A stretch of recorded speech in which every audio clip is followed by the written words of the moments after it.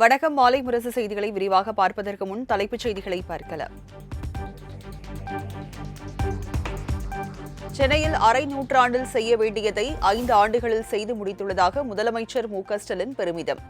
சென்னையில் தமிழ்நாடு அரசு மேற்கொண்டுள்ள திட்டங்களை மேற்கோள் காட்டி எக்ஸ் தளத்தில் பதிவு.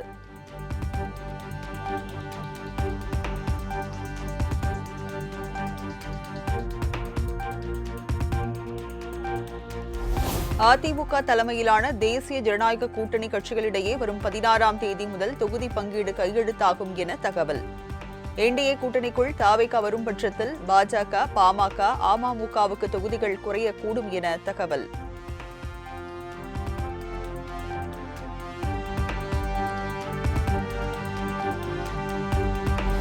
புதுச்சேரியில் என்டிஏ கூட்டணியில் என்ஆர் காங்கிரஸ் கட்சி 16 தொகுதிகளிலும், பாஜக மற்றும் கூட்டணி கட்சிகள் 14 தொகுதிகளிலும் போட்டி. ரங்கசாமியுடனான தொகுதி பங்கீட்டு பேச்சுவார்த்தைக்கு பின் பாஜக மேலிட பொறுப்பாளர் நிர்மல்குமார் சுரானா அறிவிப்பு.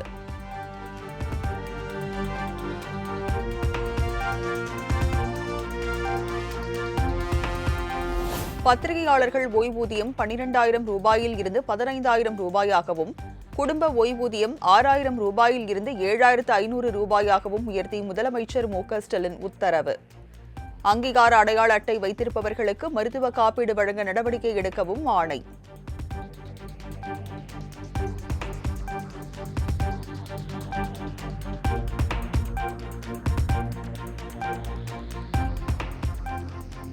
பொங்கல் பரிசு தொகுப்பினை சிறப்பாக வழங்கியதற்காக நியாய விலைக் கடை பணியாளர்களுக்கான ஊக்கத்தொகை உயர்வு. ஒரு குடும்ப அட்டைக்கு 3 ரூபாய் வீதம் ஊக்கத்தொகை உயர்த்தி வழங்க முதலமைச்சர் ஸ்டாலின் உத்தரவு.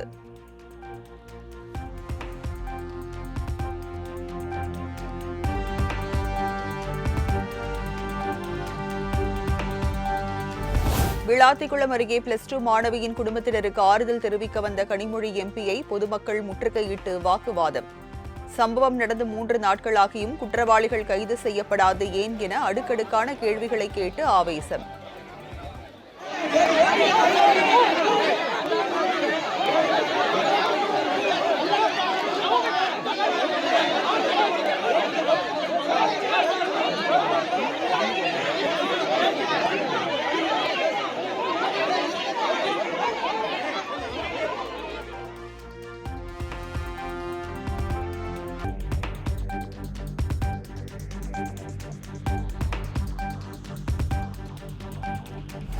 வேடநத்தம் சிறுமி கொலை விவகாரத்தில் சம்பவம் நடந்து 3 நாட்களாகியும் குற்றவாளிகள் கைது செய்யப்படாததற்கு திமுக அரசுக்கு இபிஎஸ் கண்டனம்.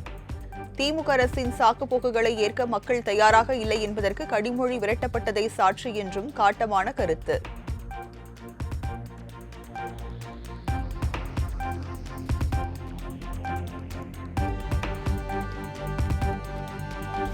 வேடநத்தம் மாணவி கொலை வழக்கில் விரைவில் குற்றவாளிகள் கைது செய்யப்படுவார்கள். தூத்துக்குடி விமான நிலையத்தில் திமுக எம்பி கனிமொழி உறுதி. ஒரு ஏடிஎஸ்பி தலைமையில் 4 டிஎஸ்பிகள் 6 இன்ஸ்பெக்டர்ஸ் இதற்காகவே தனிப்படையாக அமைக்கப்பட்டிருக்கிறார்கள். 10 தனிப்படைகள் அமைக்கப்பட்டு எல்லா இடத்திலையும் விசாரணை நடந்து கொண்டிருக்கிறது. குற்றவாளிகள் நிச்சயமாக விரைவிலே கைது செய்யப்படும்.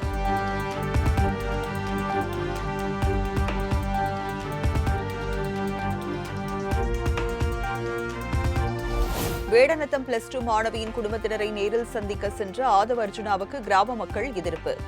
மாணவியின் மரணத்தை வைத்து அரசியல் செய்ய வேண்டாம் என ஊர் மக்கள் ஆவேசம்.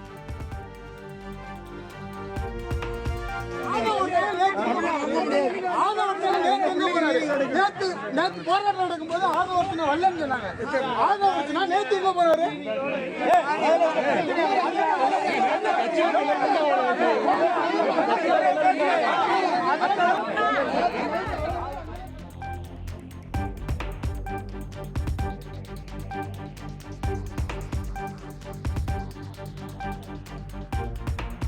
தூத்துக்குடியில் பள்ளி மாணவி பாலியல் வன்கொடுமை செய்யப்பட்டு கொலை செய்யப்பட்ட வழக்கு.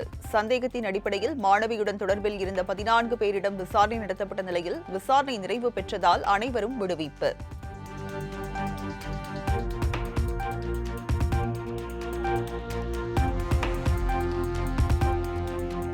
மானாமதுரை அருகே போலீஸ் விசாரணையின் போது இளைஞர் ஆகாஷ் உயிரிழந்த சம்பவத்தில் சார்பு ஆய்வாளர் உள்பட 6 காவலர்கள் சஸ்பெண்ட். சிவகங்கை சரக டிஐஜி நடவடிக்கை.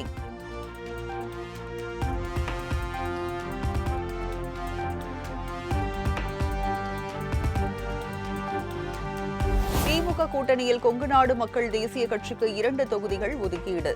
முதலமைச்சர் மு.க. ஸ்டாலின் முன்னிலையில் தொகுதி உடன்பாட்டில் கையெழுத்திட்டார் ஈஸ்வரன்.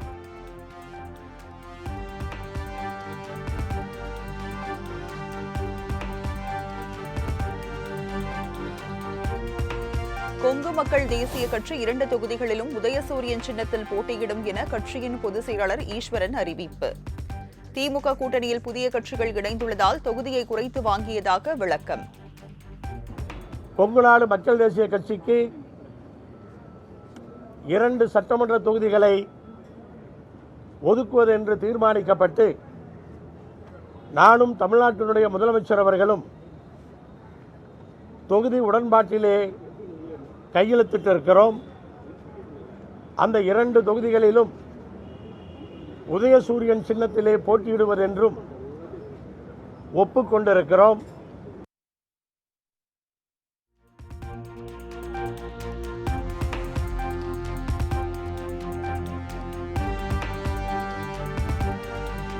புதிய கட்சியின் பெயர் சின்னத்தையும் அறிவித்தார் வி.கே. சசிகலா. அனைத்திந்திய புரட்சித் தலைவர் மக்கள் முன்னேற்ற கழகம் என அறிவிப்பு. கட்சியினுடைய பெயர் அனைத்திந்திய புரட்சித் தலைவர் மக்கள் முன்னேற்ற கழகம்.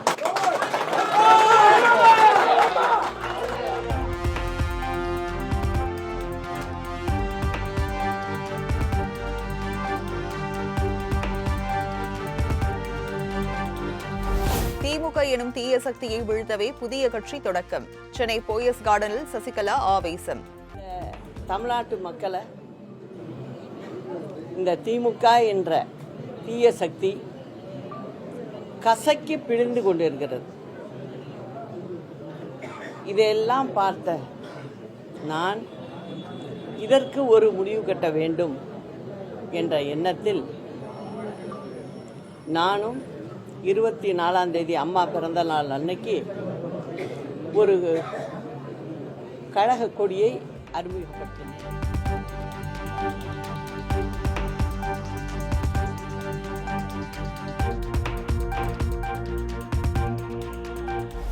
இது ஜனநாயக நாடு. யார் வேண்டுமானாலும் கட்சி தொடங்கலாம். அந்த வகையில் சசிகலா கட்சி தொடங்கி இருப்பார். அது குறித்து நாம் பதில் சொல்ல வேண்டியதில்லை. சசிகலா கட்சி தொடங்கியது குறித்த கேள்விக்கு அதிமுக முன்னாள் அமைச்சர் ஜெயக்குமார் பதில். அதாவது இது ஜனநாயக நாடு. இது யார் வேணாலும் கட்சி தொடங்கலாம். நீங்கள் கூட தொடங்கலாம் இல்லதா? எங்களுக்கு மாறுபட்ட கருத்து கிடையாது எங்களுக்கு. அதனால் இது ஒரு டெமோக்ராட்டிக் கண்ட்ரி. தொடங்கட்டும் இல்லையா? அதுதான் அது அவங்களுடைய உரிமைனா அதில் யாரும் போய் குறிக்கிட முடியாது. அதனால் அவங்களுடைய உரிமை அது.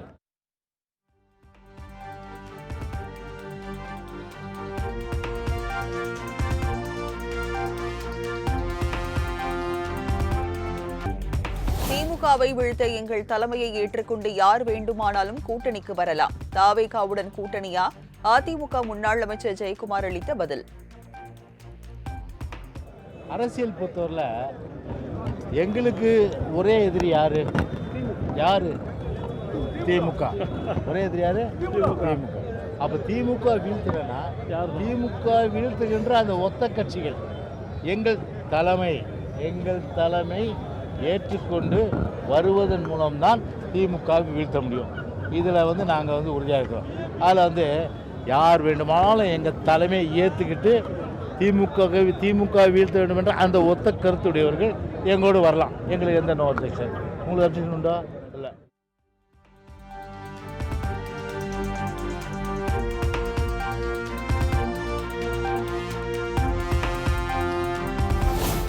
அதிமுகவில் இணைந்தார் நாம் தமிழர் கட்சி முன்னாள் நிர்வாகி காளியம்மாள். சென்னை பசுமை வழிச்சாலை இல்லத்தில் பொதுச் செயலாளர் எடப்பாடி பழனிசாமியை சந்தித்து அதிமுகவில் இணைந்தார்.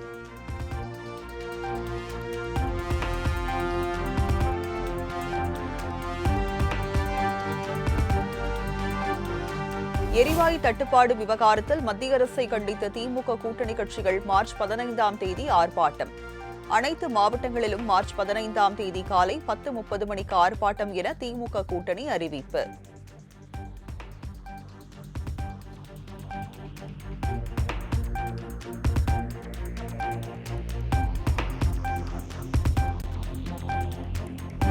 மார்ச் 16இல் திமுக மாவட்ட செயலாளர்கள் கூட்டம் நடைபெறும் என்று அக்கட்சியின் பொதுச் செயலாளர் துரைமுருகன் அறிவிப்பு. சட்டமன்ற தேர்தல் தொடர்பாக மாவட்ட செயலாளர்கள் கூட்டத்தில் திமுக தலைவர் மு.க.ஸ்டாலின் பல்வேறு அறிவுரைகளை வழங்க உள்ளதாக தகவல்.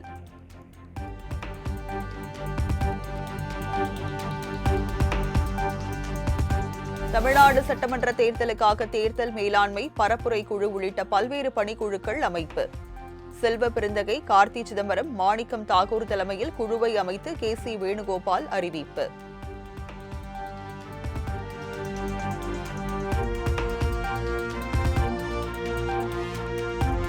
இதுவரை இந்தியாவுக்கு நட்பு நாடுகளாக இருந்தவை எல்லாம் மோடி ஆட்சியில் பகைவர் நாடுகளாக மாறிவிட்டதாக தமிழக காங்கிரஸ் தலைவர் செல்வ பெருந்தகை குற்றச்சாட்டு. சிலிண்டர் விலையை குறைக்கவில்லை என்றால் பாஜக அலுவலகம் முற்றுகையிடப்படும் என்றும் எச்சரிக்கை. ஆட்சியின் செயலற்ற திறன் அண்டை நாடுகள் எல்லாம் பகை நாடுகளாக ஆக்கியிருக்கிறது. இந்திய நாட்டை அமெரிக்காவிடம் அடகு வைத்து விட்டார் மோடி. தமிழ்நாட்டு நலனை மோடியிடம் அடகு வைத்து விட்டார் எடப்பாடி பழனிசாமி.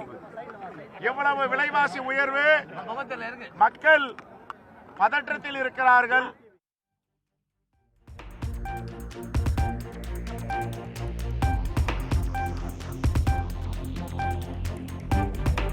கரூர் கூட்ட நெரிசல் வழக்கில் சிபிஐ அலுவலகத்தில் ஆஜராக இன்று டெல்லி செல்லும் தவிக தலைவர் விஜய். நாளை ஆஜராக சம்மன் அனுப்பப்பட்ட நிலையில் முதல் நாளை தனி விமானத்தில் டெல்லி செல்ல திட்டம்.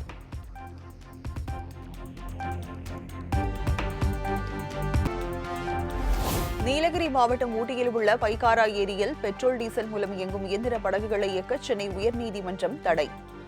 ஊட்டி பைக்காரா ஏரியில் படகு சவாரிக்கு மோட்டார் படகுகளை இயக்குவதால் ஒலி மாசுவும் ஏரி நீரும் மாசடைவதான வழக்கில் நிபுணர்கள் மூலம் ஏரியை ஆய்வு செய்ய உத்தரவு.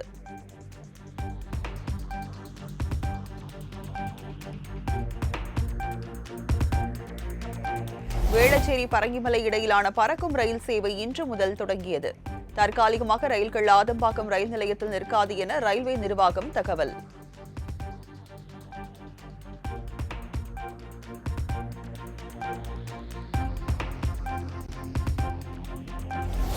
உலகளாவிய பொருளாதார மற்றும் போர் நெருக்கடிகளை சமாளிக்க ரூபாய் 1,00,000 கோடி மதிப்பில் புதிய நிதியை உருவாக்க உள்ளதாக நிதியமைச்சர் நிர்மலா சீதாராமன் அறிவிப்பு.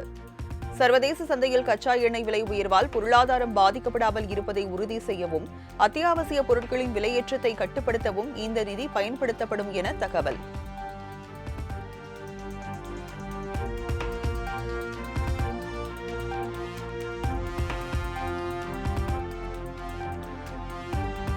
நாடு முழுவதும் எல்பிஜி சிலிண்டர்கள் விநியோகத்தில் எந்த தேக்கமோ தட்டுப்பாடோ இல்லை. சமையல் எரிவாயு சிலிண்டர் தட்டுப்பாடு ஏற்படுமோ என்ற தேவையற்ற அச்சத்தால் கியூவில் நிற்க வேண்டாம். பெட்ரோலியத்துறை இணை செயலாளர் சுஜாதா சர்மா தகவல்.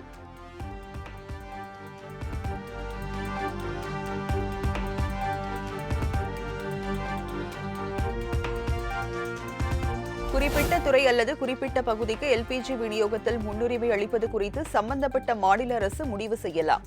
மத்திய பெட்ரோலியம் துறை துணை செயலாளர் சுஜாதா சர்மா தகவல்.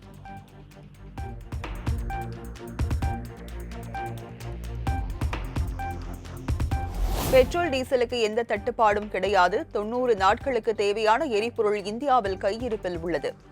வதந்தியை நம்பி தேவைக்கு அதிகமாக பெட்ரோல் டீசலை வாங்கி சேமிக்க தேவையில்லை என தமிழ்நாடு பெட்ரோல் டீலர்கள் கூட்டமைப்பு அறிக்கை.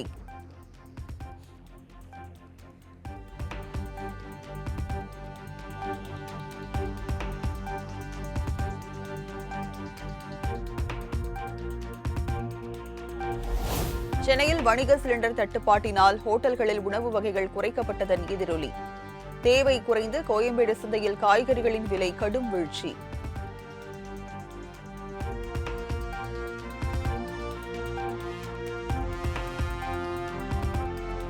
உச்சநீதிமன்ற செயல்பாடுகளில் மனிதர்களுக்கு பதில் AI தொழில்நுட்பத்தை பயன்படுத்த தலைமை நீதிபதி சூரியகாந்த் முடிவு. வழக்குகள் மற்றும் அமர்வுகளை ஒதுக்கீடு செய்யும் பணியை இனி AI தொழில்நுட்பம் கவனிக்கும் என தகவல்.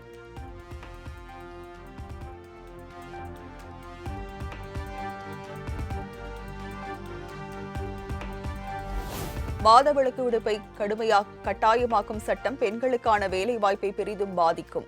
சட்டம் அமலுக்கு வந்தால் பெண்களை வேலையில் அமர்த்த எந்த முதலாளியும் விரும்ப மாட்டார்கள் என தலைமை நீதிபதி சூரியகாந்த் கருத்து.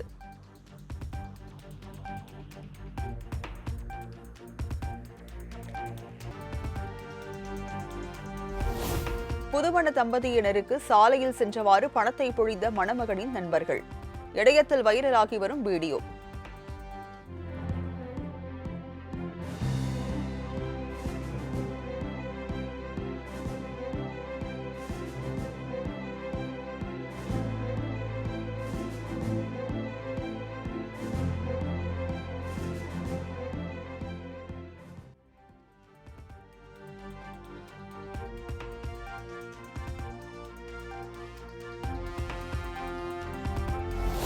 உள்நாட்டு மற்றும் சர்வதேச விமான பயணங்களுக்கான கூடுதல் எரிபொருள் கட்டணத்தை விதிக்க இண்டிகோ விமான நிறுவனம் முடிவு.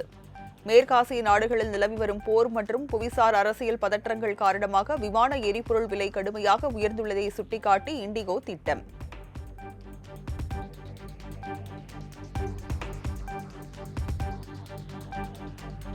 ஹார்முஸ் நீரிணையை கடக்க இந்திய கப்பல்களுக்கு அனுமதி. இந்தியாவுக்கான ஈரானின் தூதர் முகமது பதாலி தகவல்.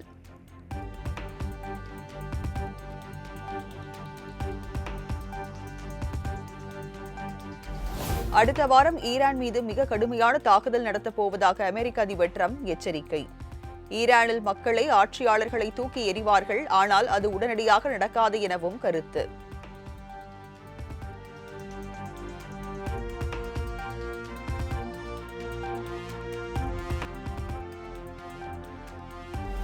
துபாயில் உள்ள சர்வதேச நிதி மையத்தை ட்ரோன் மூலம் தாக்கிய ஈரான். பெரும் சப்தத்துடன் கரும்புகை வெளியேறியதால் மக்கள் அச்சம்.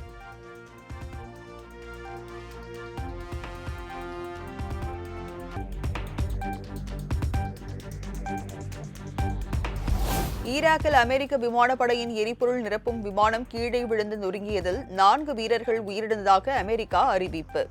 விபத்துக்கான காரணம் குறித்து விசாரித்து வருவதாகவும் தகவல்.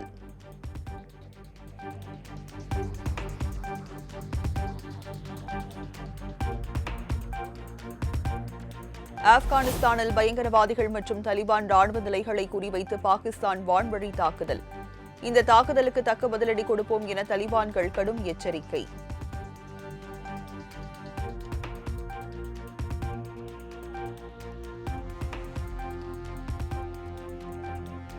ஈரானில் சிக்கியுள்ள இந்தியர்கள் எல்லையை கடந்து அர்மேனியா சென்றதாக அறிவிப்பு. அர்மேனியாவில் உள்ள இந்தியர்களை மீட்கும் நடவடிக்கை தீவிரமாக நடைபெறுவதாக மத்திய வெளியுறவுத்துறை அமைச்சகம் தகவல்.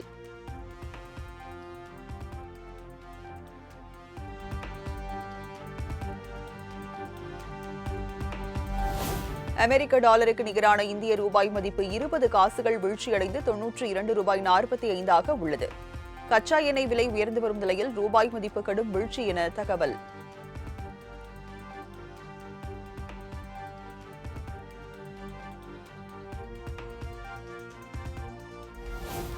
Volkswagen முன்னணி கார் நிறுவனத்தில் 50,000 பேர் அதிரடியாக பணி நீக்கம். நிறுவனத்தின் லாபம் கணிசமான அளவு குறைந்ததால் பணி நீக்க முடிவு செய்துள்ளதாக அந்நிறுவனம் தகவல்.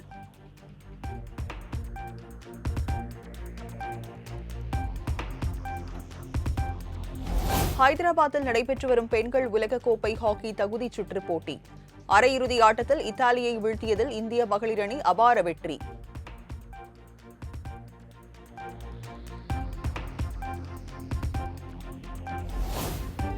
வங்கதேச அணிக்கு எதிரான 2வது ஒருநாள் போட்டியில் பாகிஸ்தான் அணி வெற்றி.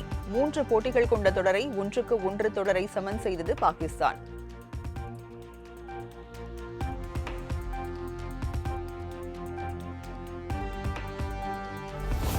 இந்தியாவில் விற்பனையாகும் மெர்சிடிஸ் பென்ஸ் கார்களின் விலை ஏப்ரல் மாதம் முதல் 2% உயர்கிறது. உற்பத்தி செலவு அதிகரிப்பால் சுமார் 5 லட்சம் வரை விலை உயரும் என மெர்சிடிஸ் பென்ஸ் நிறுவனம் அறிவிப்பு.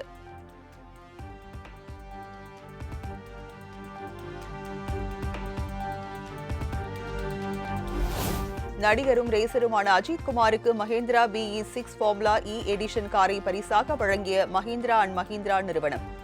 மஹிந்திரா ஆட்டோமொபைல் தொழில்நுட்ப பிரிவு தலைவர் ஆர் வேலுச்சாமி அஜித்திடம் காரை பரிசளித்தார்.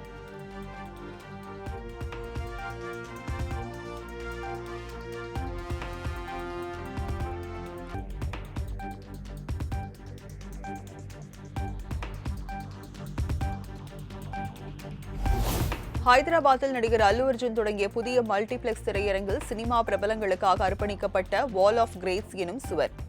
அட்லி, பிரசாந்த் நீல் போன்ற புதிய இயக்குநர்களின் படங்கள் இடம்பெற்றிருந்தாலும் புகழ்பெற்ற இயக்குநர்களான ராம் கோபால் வர்மா, ஷங்கர் ஆகியோரின் புகைப்படங்கள் இடம்பெறாததால் சர்ச்சை.